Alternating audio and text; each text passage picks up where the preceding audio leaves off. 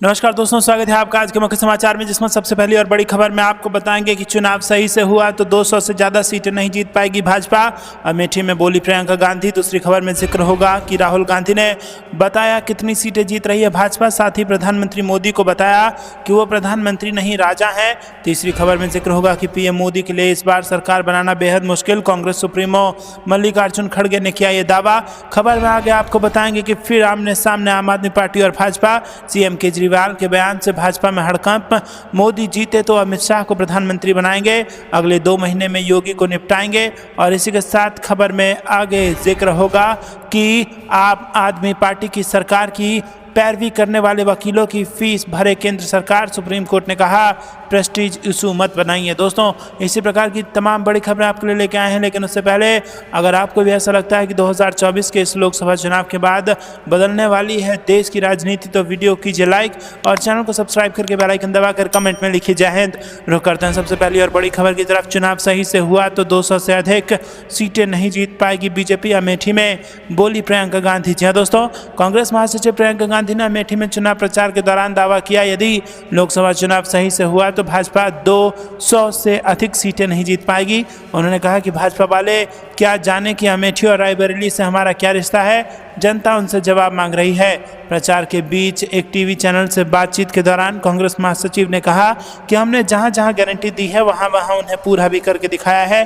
कर्नाटक में गरीब परिवारों की सबसे बड़ी महिला के खाते में पैसे भेजे जा रहे हैं, यही हमारा आधार है। उन लोगों का क्या आधार है? प्रियंका गांधी ने कहा कि 45 साल में सबसे ज़्यादा बेरोजगारी आज है और यही आधार इनका है क्या? वहीं अमेठी लोकसभा क्षेत्र में जनता से संवाद में कांग्रेस महासचिव ने कहा कि जो डरता है वो कायर होता है और ये बात स्कूली बच्चे भी बता देंगे। आज प्रधानमंत्री सभी को डरा रहे हैं, प्रधानमंत्री सबसे बड़े कायर हैं। नेता का धर्म होता है कि सवाल का जवाब दो और इसी को लोकतंत्र कहते हैं। लोकतंत्र में जनता सर्वोपरि होती है। अगर आप नाराज होते हैं तो नेता का फर्ज है कि वो झुके और आत्मचिंतन करे। और दोस्तों, आज के नेता इतने अहंकारी हो गए हैं कि सवाल ही नहीं उठाने देते। आज सबको डराया जा रहा है। प्रियंका गांधी ने कहा कि आज देश में जिस तरह की राजनीति चल रही है उससे सिर्फ आपका नुकसान हो रहा है। एक तरफ टीवी पर आप देखते हैं कि देश बहुत आगे बढ़ रहा है, लेकिन दूसरी तरफ आपका संघर्ष बढ़ रहा है। महंगाई और बेरोजगारी चरम पर है। प्रधानमंत्री ने देश के सारे संसाधनों अपने खरबपति मित्र को दे दिया है और 10 साल में क्या काम किया ये नहीं बताते हैं। आपके सामने आकर सिर्फ आपका ध्यान भटकाने का काम करते हैं। कांग्रेस महासचिव ने कहा कि जब 17 साल की थी तब से अमेठी आ रही हूँ और उस वक्त चारों तरफ सफ़ेद मिट्टी दिखती थी, ऊसर मिट्टी जहाँ खेती नहीं होती थी, और अब चारों ओर हरियाली है। ये संभव हो पाया है विकास की सोच से, सिंचाई से इस भूमि को कृषि योग्य बनाया गया। रुक करते हैं अगली ब्रेकिंग न्यूज़ की तरफ। प्रधानमंत्री नरेंद्र मोदी प्रधानमंत्री नहीं एक राजा है। राहुल गांधी ने बताया कि कितनी सीटें जीत रही है भाजपा। जी हाँ दोस्तों, लोकसभा चुनाव 2024 के चौथे चरण के मतदान से पहले कांग्रेस के नेता राहुल गांधी ने शुक्रवार को बीजेपी और प्रधानमंत्री मोदी पर कई हमले किए। राहुल गांधी ने कहा कि नरेंद्र मोदी प्रधानमंत्री नहीं बल्कि एक राजा है। उन्होंने आगे कहा कि कांग्रेस ने अतीत में गलतियां की हैं और उसे भविष्य में अपनी राजनीति बदलनी होगी। लखनऊ में आयोजित एक कार्यक्रम में राहुल गांधी ने कहा कि आने वाले समय में कांग्रेस पार्टी को भी अपनी राजनीति बदलनी होगी और ऐसा करना होगा। मैं ये भी कहना चाहता हूं कि कांग्रेस पार्टी ने भी गलतियां की हैं और मैं ये बात कांग्रेस पार्टी से होते हुए कह रहा हूं। प्रधानमंत्री मोदी पर राजा होने का आरोप लगाते हुए राहुल गांधी ने दावा किया कि मोदी कुछ फाइनेंसरों का मुखौटा है। राहुल गांधी ने कहा कि मोदी जी राजा हैं, मैं सच कह रहा हूँ, वो प्रधानमंत्री नहीं है, वो एक राजा हैं। उनका मंत्रिमंडल, संसद या संविधान से कोई लेने देना ही नहीं है। वो 21वीं सदी के राजा हैं और 2 या 3 फाइनेंसरों के सामने हैं जिनके पास वास्तविक शक्ति है। इसी के साथ उन्होंने पीएम मोदी को बहस की चुनौती भी दी। राहुल गांधी ने भविष्यवाणी करते हुए कहा कि इस लोकसभा चुनाव में भाजपा 180 से ज़्यादा सीटें नहीं जीतेगी। नरेंद्र मोदी फिर से भारत के प्रधानमंत्री नहीं बनेंगे। अगर आप चाहें तो मैं आपको लिखित में दे सकता हूं, नरेंद्र मोदी वापस नहीं आएंगे। राहुल गांधी ने यह भी दावा किया कि उन्हें सत्ता की राजनीति में कोई दिलचस्पी नहीं है। मैं इसमें पैदा हुआ हूँ और इसमें मेरी कोई रुचि नहीं है, लेकिन मेरे लिए जनता की मदद करने का एक उपकरण मात्र है। रुक करते हैं अगली ब्रेकिंग न्यूज़ की तरफ। कांग्रेस सुप्रीमो मल्लिकार्जुन खड़गे का दावा, पीएम मोदी के लिए इस बार सरकार बनाना मुश्किल। जी हां दोस्तों, लोकसभा चुनाव के चौथे चरण से पहले भारतीय राष्ट्रीय कांग्रेस के अध्यक्ष मल्लिकार्जुन खड़गे ने शनिवार को कहा कि प्रधानमंत्री मोदी को सरकार बनाने में कठिनाई का सामना करना पड़ेगा और बढ़ती बेरोजगारी और महंगाई को लेकर लोग केंद्र सरकार से निराश हैं। बिहार के पटना में एक प्रेस कॉन्फ्रेंस को संबोधित करते हुए मल्लिकार्जुन खड़गे ने कहा कि मैं कल तेलंगाना और आंध्र प्रदेश में चुनाव प्रचार कर रहा था और मुझे ये कहते हुए खुशी हो रही है कि मोदी जी के लिए सरकार बनाना बेहद मुश्किल है। उन्होंने आगे कहा कि एक तरफ मेरी जनसभा थी और दूसरी तरफ उनकी प्रधानमंत्री मोदी की तेलंगाना में जनसभा थी। उन्होंने देखने के बाद ऐसा लग रहा था कि वो जिस अहंकार और गर्व के साथ बोलते हैं वो गायब है। खड़गे ने केंद्र सरकार पर निशाना साधते हुए ये भी दावा किया कि जनता सरकार से नाराज है और कहा कि केंद्र सरकार के खिलाफ जनता में भारी गुस्सा है। ये गुस्सा बढ़ती बेरोजगारी और महंगाई की वजह से है। बेरोजगारी और महंगाई के बोझ तले खड़े होने में सक्षम नहीं। एक दिन पहले मल्लिकार्जुन खड़गे ने भाजपा सरकार पर देश में गरीब लोगों के अधिकारों और हितों की रक्षा करने में विफल रहने का आरोप लगाया था और कहा था कि कांग्रेस असंगठित क्षेत्र को लाभ पहुंचाने के उद्देश्य से श्रम कानूनों को मजबूत करने का प्रयास करेगी। रुक करते हैं अगली ब्रेकिंग न्यूज़ की तरफ। सीएम केजरीवाल के बयान से बीजेपी में हड़कंप, मोदी जीते तो अमित शाह को बनाएंगे प्रधानमंत्री, अगले 2 महीने में योगी को निपटाएंगे। जी हां दोस्तों, आपको बता दें कि केजरीवाल ने कहा कि प्रधानमंत्री जी ने एक बेहद खतरनाक मिशन चला रखा है। इस मिशन का नाम है वन नेशन वन लीडर। इसके तहत वो देश के सारे नेताओं को खत्म करना चाहते हैं और वो इसे 2 स्तर पर चला रहे हैं। जितने विपक्ष के नेता हैं उन्हें जेल भेज देंगे और जितने बीजेपी के नेता हैं उन सबको निपटा देंगे, उनकी राजनीति खत्म करते जाएंगे। विपक्ष के नेता मनीष सिसोदिया, संजय सिंह, सत्येंद्र जैन, केजरीवाल को जेल भेज दिया, हेमंत सोरेन को जेल भेज दिया, ममता दीदी के कई मंत्रियों को जेल भेज दिया, स्टालिन के मंत्रियों को जेल भेज दिया। केरला के सीएम के पीछे पड़े हैं। अगर ये चुनाव जीत गए तो मुझसे एफिडेविट पर लिखवा लो। थोड़े दिन बाद ममता दीदी, तेजस्वी यादव, स्टालिन, पिनराई विजयन, उद्धव ठाकरे जेल के अंदर होंगे और उन्होंने बीजेपी का भी एक नेता नहीं छोड़ा। आडवाणी, मुरली मनोहर जोशी, सुमित्रा महाजन की राजनीति खत्म कर दी। जिस शिवराज सिंह चौहान ने मध्य प्रदेश का चुनाव जीतकर इन्हें दिया, उसकी राजनीति खत्म कर दी। वसुंधरा राजे सिंधिया, मनोहर लाल खट्टर, रमन सिंह की राजनीति भी खत्म कर दी। अब अगला नंबर योगी आदित्यनाथ का है। अगर ये चुनाव जीत गए तो मुझसे लिखवा लो। अगले 2 महीने के अंदर उत्तर प्रदेश का मुख्यमंत्री बदल देंगे। योगी आदित्यनाथ की राजनीति खत्म कर उन्हें भी निपटा देंगे। यही तानाशाही है। वन नेशन वन लीडर का मतलब है कि देश में एक ही नेता बचेगा। सीएम केजरीवाल ने कहा कि मैं 140 करोड़ लोगों से भीख मांगने आया हूं कि इस तानाशाही से मेरे देश को बचा लो। और उन्होंने कहा कि मैं सुप्रीम कोर्ट का शुक्रिया अदा करना चाहता हूं। उन्होंने मुझे 21 दिन दिए हैं, एक दिन में 24 घंटे हैं। मैं इस तानाशाही को रोकने के लिए पूरे देश में घूमूंगा। मेरे खून का एक एक कतरा देश के लिए कुर्बान है।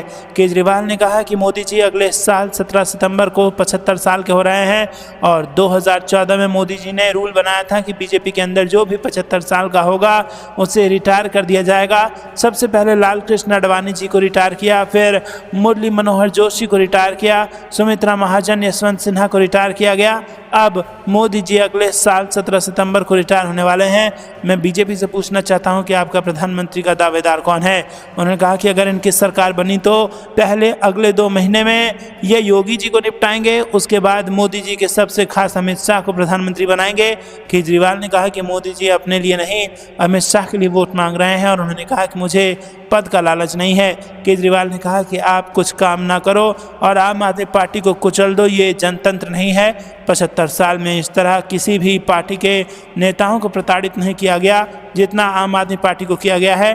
पीएम मोदी कहते हैं कि हम भ्रष्टाचार से लड़ रहा हूं। उन्होंने अपनी पार्टी में भ्रष्टाचारियों को शामिल कर लिया है और किसी को डिप्टी सीएम बना देते हैं और मंत्री बना देते हैं। उन्होंने कहा कि अगर भ्रष्टाचार के खिलाफ लड़ना है तो हमसे सीखे। पंजाब के अंदर हमारे मंत्री ने पैसे मांगे, किसी को नहीं पता था, लेकिन हमने उसके खिलाफ एक्शन लिया। उन्होंने कहा कि केजरीवाल को गिरफ्तार कर उन्होंने मैसेज दिया कि अगर मैं केजरीवाल को गिरफ्तार कर सकता हूं तो किसी को भी अरेस्ट कर सकता हूं। रुक करते हैं अगली ब्रेकिंग न्यूज़ की तरफ। सुप्रीम कोर्ट ने कहा प्रेस्टीज इशू मत बनाइए। आम आदमी पार्टी आप सरकार की पैरवी करने वाले वकीलों की फीस भरे केंद्र सरकार। जी हाँ दोस्तों, आपको बता दें कि सुप्रीम कोर्ट ने कहा कि दिल्ली सरकार का बचाव करने वाले वकीलों के बिल नहीं रोके जा सकते। सर्वोच्च अदालत ने अपनी टिप्पणी में कहा कि इसे प्रतिष्ठा का विषय नहीं बनाया जाना चाहिए। दिल्ली सरकार की ओर से सुप्रीम कोर्ट में अर्जी दाखिल कर कहा गया है कि दिल्ली के उपराज्यपाल और केंद्र सरकार वकीलों की नियुक्ति में दखल दे रहे हैं। और ये वकील दिल्ली सरकार का कोर्ट में बचाव करते हैं। इस दौरान शीर्ष अदालत ने मौखिक तौर पर कहा कि वकीलों के बिल को क्लियर किया जाना जरूरी है। पीठ ने सॉलिसिटर जनरल तुषार मेहता से कहा कि इसे प्रतिष्ठा का मुद्दा ना बनाएं और बिलों का निपटारा करें। जस्टिस संजीव खन्ना की अगुवाई वाली बेंच ने मामले की सुनवाई के लिए 22 जुलाई की तारीख तय कर दी है। दिल्ली सरकार के वकील ने दलील दी कि आम आदमी पार्टी की सरकार खुद का बचाव कोर्ट में कैसे करे, क्योंकि उनके वकीलों का बिल तक रोका जा रहा है। यह मामला इसलिए उठ रहा है क्योंकि दिल्ली सरकार ने केंद्र के खिलाफ याचिका दायर की है। जस्टिस खन्ना की अगुवाई वाली बेंच ने हालांकि इस मामले में शुक्रवार को कोई आदेश पारित नहीं किया। हालांकि सॉलिसिटर जनरल से कहा कि जहां तक बिल का सवाल है तो उसे नहीं रोका जा सकता है। सॉलिसिटर जनरल तुषार मेहता ने कहा कि वो इस विवाद को देखेंगे। रुक करते हैं अगली ब्रेकिंग न्यूज़ की तरफ, जहां पर आपको बता दें कि भाजपा का बैलेंस बिगाड़ देगा चुनाव का चौथा चरण। कन्नौज और कानपुर में अखिलेश यादव ने भाजपा सरकार पर बोला हमला। जी हां दोस्तों, सपा मुखिया अखिलेश यादव ने कहा कि 13 मई को होने वाला चुनाव का चौथा चरण भाजपा का पूरा बैलेंस बिगाड़ देगा। डबल इंजन की सरकार का एक इंजन खराब हो चुका है और अब की बार पीडीए भाजपा को सबक सिखाने जा रहा है। शुक्रवार को कन्नौज और कानपुर में इंडिया गठबंधन की संयुक्त रैली में वो एनडीए सरकार पर जमकर बरसे। कन्नौज के बोर्डिंग मैदान में हुई जनसभा में राहुल गांधी का गर्मजोशी के साथ स्वागत करने के बाद अखिलेश यादव ने कहा कि इस बार कन्नौज बड़ा रिकॉर्ड बनाने जा रहा है। यहां सपा की जीत देश की सबसे बड़ी और ऐतिहासिक जीत होगी। वहीं कानपुर के GOEC मैदान में आयोजित रैली में पूर्व मुख्यमंत्री ने कहा कि भाजपा सरकार किसानों की आय दोगुनी करना चाहती थी, लेकिन ना तो आय दोगुनी हुई और ना ही खाद मिली है। रुक करते हैं अगली ब्रेकिंग न्यूज़ की तरफ। बीजेपी जाएगी तभी गरीबी बेरोजगारी हटेगी। तेजस्वी यादव ने मोदी सरकार को पिछले वादों की ऐसे दिलाई याद। जी हां दोस्तों, लोकसभा चुनाव को लेकर राजनीतिक दलों के बीच जुबानी जंग चरम पर है। सभी दल अपने अपने उम्मीदवारों की जीत और विरोधियों की हार के लिए पूरी ताकत झोंककर चुनाव प्रचार कर रहे हैं। इस बीच बिहार विधानसभा के नेता प्रतिपक्ष व आरजेडी नेता तेजस्वी यादव ने कहा कि जब तक देश से भाजपा को नहीं हटाएंगे तब तक ना तो बेरोजगारी हटेगी और ना ही गरीबी। लालू यादव के बाद तेजस्वी यादव ने कहा कि नरेंद्र मोदी के शासन में समृद्ध लोग अमीर होते चले गए, निचले पायदान पर जी रहे लोग गरीब ही रह गए। तेजस्वी यादव ने कहा कि हमारा मुद्दा बेरोजगारी, महंगाई, गरीबी, पढ़ाई, दवाई, सिंचाई, सुनवाई, कार्रवाई वाली सरकार होनी चाहिए। रुक करते हैं अगली ब्रेकिंग न्यूज़ की तरफ। बीजेपी सरकार अब देश से जाने वाली है। अशोक गहलोत ने की भविष्यवाणी। बताया पीएम मोदी और अमित शाह ने कहाँ कर दी गलती। जी हाँ दोस्तों, पूर्व मुख्यमंत्री अशोक गहलोत ने शुक्रवार को उत्तर प्रदेश की सबसे hot seat Amethi Lok Sabha seat की कमान संभाल ली है और इससे पहले गहलोत ने जयपुर में मीडिया से बातचीत करते हुए पीएम मोदी और अमित शाह को जमकर निशाने पर लिया। उन्होंने भविष्यवाणी करते हुए कहा कि बीजेपी सरकार अब देश से जाने वाली है। इंडिया गठबंधन अच्छे बहुमत से जीत हासिल करेगा। उन्होंने बीजेपी सरकार जाने के पीछे वजह बताते हुए कहा कि मोदी जी और अमित शाह ने बहुत बड़ी गलती कर दी है और इसका खामियाजा बीजेपी को भुगतना होगा और इसके कारण इस बार बीजेपी की सरकार जा रही है। अमेठी रवाना होने से पहले गहलोत ने जयपुर में मीडिया से बातचीत की और इस दौरान उन्होंने कहा कि बीजेपी ये चुनाव हार रही है और इसकी बौखलाहट साफ देखने को मिल रही है। उन्होंने कहा कि देश में बीजेपी सरकार जा रही है, इसका मुख्य कारण मोदी और अमित शाह ने बहुत बड़ी गलती कर दी है। उन्होंने 1-2 महीने पहले मोदी के नाम पर और मोदी की गारंटी के नाम पर चुनाव लड़ने की बात कही है और देश में कहीं भी किसी भी पीएम का नाम या चेहरा नहीं है, केवल मोदी के नाम पर चुनाव लड़ा जा रहा है। इसीलिए अब जनता समझ चुकी है कि उनका दावा है कि मोदी और अमित शाह की इस गलती के कारण बीजेपी सरकार फिर से नहीं आएगी। रुक करते हैं अगली ब्रेकिंग न्यूज़ की तरफ। बीजेपी इस बार 400 तो छोड़ो, बेड़ा पार भी नहीं होगा। केंद्र सरकार पर खूब बरसे भगवंत मान। जी हाँ दोस्तों, आपको बता दें कि अरविंद केजरीवाल के जेल से बाहर आने के बाद शनिवार को आम आदमी पार्टी ने एक प्रेस कॉन्फ्रेंस आयोजित की। कॉन्फ्रेंस में पंजाब के मुख्यमंत्री भगवंत मान ने कहा कि दिल्ली के आपके चुने हुए मुख्यमंत्री हैं, उनके साथ जो हुआ आपने और पूरे देश ने देखा है। दोस्तों, आपको बता दें कि भाजपा मुख्यालय का जिक्र करते हुए मान ने कहा कि यहाँ से 100 मीटर दूर सन्नाटा छाया है। एक दूसरे से पूछ रहे हैं कि ये कैसे हो गया। उन्हें नहीं पता कैसे हो गया, लेकिन अब हमारी जिम्मेदारी बढ़ गई है, दोगुनी मेहनत करनी पड़ेगी और आज हम जहां 12 घंटे काम कर रहे हैं अब 18 घंटे काम करना है। रुक करते हैं अगली ब्रेकिंग न्यूज़ की तरफ। क्षत्रिय समाज के खिलाफ टिप्पणियों से आहत सूरजपाल अम्मू ने छोड़ी बीजेपी और अनिल विज के हैं करीबी। जी हाँ दोस्तों, आपको बता दें कि बीजेपी के हरियाणा प्रदेश प्रवक्ता सूरजपाल अम्मू ने भाजपा का दामन छोड़ दिया है। उन्होंने अपनी प्राथमिक सदस्यता से इस्तीफा दे दिया है। अब्बू करीब 35 वर्षों से पार्टी के कई पदों पर कार्य कर चुके थे। सूरजपाल क्षत्रिय समाज के कद्दावर नेता हैं और करनी सेना के राष्ट्रीय अध्यक्ष हैं। उन्होंने अपना इस्तीफा भाजपा के राष्ट्रीय अध्यक्ष जेपी नड्डा को भेजा है। कहा जा रहा है कि अम्मू भाजपा नेताओं द्वारा क्षत्रिय समाज पर टिप्पणी से काफ़ी खफा थे और जिनके लिए उन्होंने पार्टी आलाकमान को अवगत भी करा दिया था। रुक करते हैं अगली ब्रेकिंग न्यूज़ की तरफ। कांग्रेस ने गवर्नर से की हरियाणा में फ्लोर टेस्ट की मांग। जेजेपी विधायकों ने दुष्यंत चौटाला को चेताया। जी हाँ दोस्तों, नायब सिंह सैनी के नेतृत्व वाली भाजपा सरकार से 3 निर्दलीय विधायकों के द्वारा समर्थन वापस लेने की घोषणा के बाद कांग्रेस ने शुक्रवार को हरियाणा में दोबारा चुनाव कराने की अपनी मांग तेज कर दी है। मनोहर लाल खट्टर के इस्तीफे के बाद मार्च में ही हरियाणा के मुख्यमंत्री बनने वाले सैनी की मुश्किलें बढ़ गई हैं। हालांकि जेजेपी की कुछ विधायकों के बागी तेवर उनके लिए राहत दिलाने जैसी हैं। दोस्तों रुक करते हैं अगली ब्रेकिंग न्यूज़ की तरफ। मनोज तिवारी ने कन्हैया कुमार पर कसा तंज तो विफर गए भाजपा के राज्यसभा सांसद, दे डाली नसीहत। जी हाँ दोस्तों, आपको बता दें कि भाजपा प्रदेश उपाध्यक्ष एवं राज्यसभा सांसद डॉक्टर भीम सिंह ने सोशल मीडिया पर वायरल हो रहे पार्टी सांसद मनोज तिवारी के वीडियो की निंदा की है। उन्होंने कहा कि वीडियो में मनोज तिवारी कांग्रेस उम्मीदवार कन्हैया कुमार की आलोचना कर रहे हैं। कन्हैया कुमार का मखौल उड़ाने के क्रम में वो कहार शब्द का उपयोग इस ढंग से करते हैं जिससे देश भर के और खासकर बिहार झारखंड के चंद्रवंशी आहत महसूस कर रहे हैं। उन्होंने आगे कहा कि चंद्रवंशी समाज में उनके प्रति काफ़ी गुस्सा है। वो एक सांसद हैं और दूसरी बार संसद जाने के लिए मैदान में हैं। ऐसे में उन्हें शब्दों के चयन में सावधानी बरतनी चाहिए थी। हालांकि उन्होंने ऐसा नहीं किया और एक जाति विशेष का अपमान कर बैठे। रुक करते हैं अगली ब्रेकिंग न्यूज़ की तरफ। कमलनाथ बोले 400 पार का शोर मचाने वाले अब सोच रहे हैं कैसे होगा बेड़ा पार, क्योंकि झूठ की कैसेट घिस गई है। जी हाँ दोस्तों, पूर्व मुख्यमंत्री कमलनाथ ने बीजेपी पर जमकर निशाना साधा। कमलनाथ ने सोशल मीडिया प्लेटफॉर्म एक्स पर लिखा है कि देश का लोकसभा चुनाव निर्णायक दौर में पहुंच चुका है। जो लोग चुनाव की शुरुआत में 400 पार का शोर मचा रहे थे, अब वो सोच रहे हैं कि कैसे होगा बेड़ा पार, क्योंकि सामने है जनता के गुस्से की मझधार। जी दोस्तों, कमलनाथ ने आगे कहा है कि भारत के मतदाता अब भाजपा की झूठ मशीन से बोर हो गए हैं और झूठ की ये कैसेट इतनी बार बच चुकी है कि झूठ भी घिस गया है। दूसरी तरफ कांग्रेस और इंडिया गठबंधन के प्रति जनता में जबरदस्त उत्साह है। कांग्रेस के 5 न्याय ने जनता में नई आशा का संचार किया है और यही आशा अब विश्वास में बदल गई है और ये विश्वास वोट में बदलने वाला है।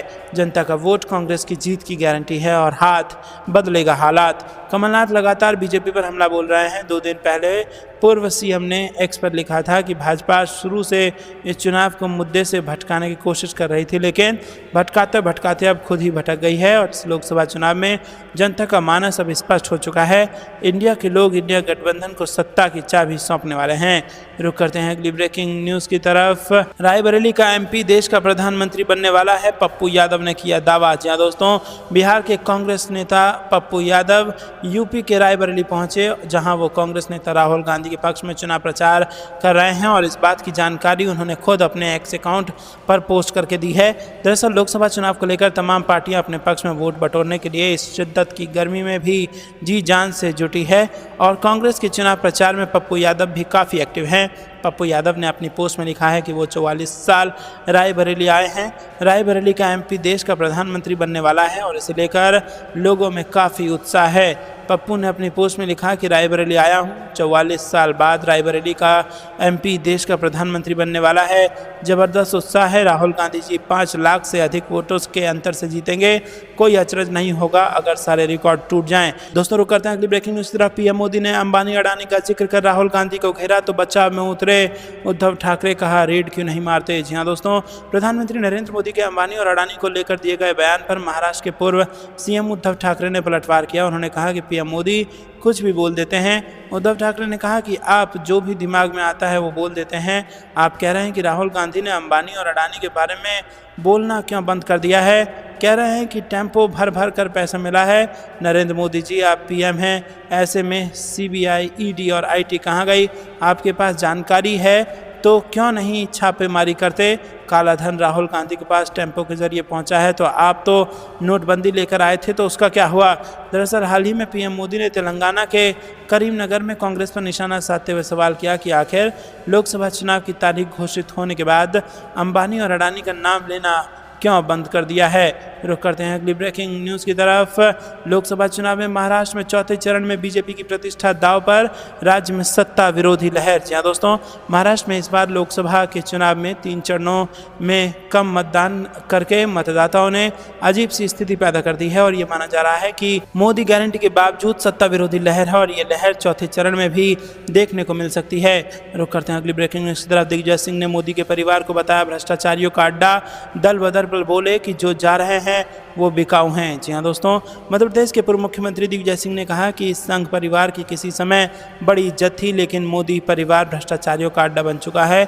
लोकसभा चुनाव में प्रचार के लिए आए दिग्विजय सिंह ने बड़वानी में पत्रकारों से चर्चा की और इस दौरान कांग्रेसियों के बीजेपी में आने के बाद इसके आगामी स्वरूपों के बारे में पूछे जाने पर कहा कि मोदी परिवार घोर भ्रष्टाचारियों का समूह है।